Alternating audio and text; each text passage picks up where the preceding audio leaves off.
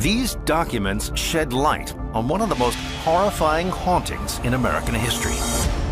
This is the chilling tale of a poltergeist that tore apart a family's home.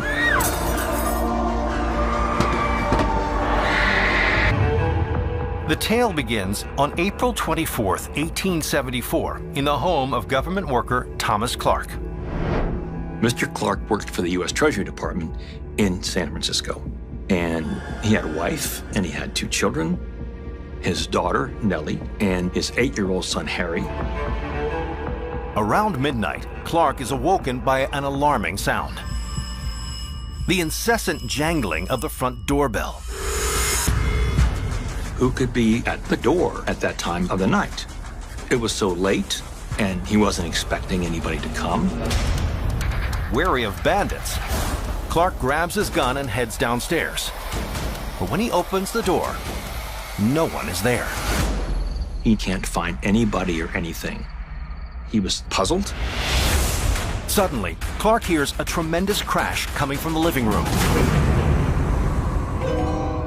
He rushes in to find a large heater lying on its side. The heater was likely about 40 or 50 pounds. Mr. Clarke knew there was no way that that heater could have fallen there of itself. By now, the rest of the family has been roused by the disturbance and is making their way down the stairs. Just as daughter Nellie descends to the bottom landing, a basket filled with silverware flies through the air and nearly strikes her in the head. This was very, very dangerous. This must have terrified Nellie. How could that have happened? Who did this? As the family huddles together in fear, the furniture around them suddenly takes flight. All of a sudden, a huge trunk, 80 pounds in weight, came flying down the stairs. Chairs move around without anybody touching them.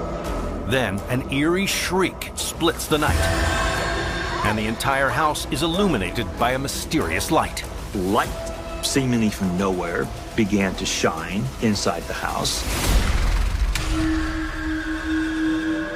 The family cannot explain this, and they're terrified. But it's only the beginning of their troubles. For the next 3 nights, the Clarkes continue to be plagued by similar strange events. Then, just as swiftly as they began, the horrific happenings stop. The family is left with one burning question. Is their house haunted by a malevolent spirit? Convinced that a poltergeist is stalking his family, Clarke turns to a spiritualist for help. The medium holds a seance to communicate with the ghost. It's then that the supposed ghost whisperer makes a startling claim. She's sure that someone had been murdered in the house. Determined to find out more, Clarke teams up with one of the most prominent academics of the day, Dr. Joseph LeConte. Next, the 2 men wonder if the home could have been built on top of an ancient burial ground. But that's also dismissed. There are no records that show there was ever a cemetery at that site. So what could explain the spooky events witnessed by Clarke and his family? Without any supporting evidence, LeConte eventually comes to a less spirited conclusion. The Clarke family may have been the victims of a well-orchestrated prank. He decided it had to have been someone in that house that night, one of the members of the family. But Clarke is convinced this was no man-made stunt. This conclusion didn't make sense.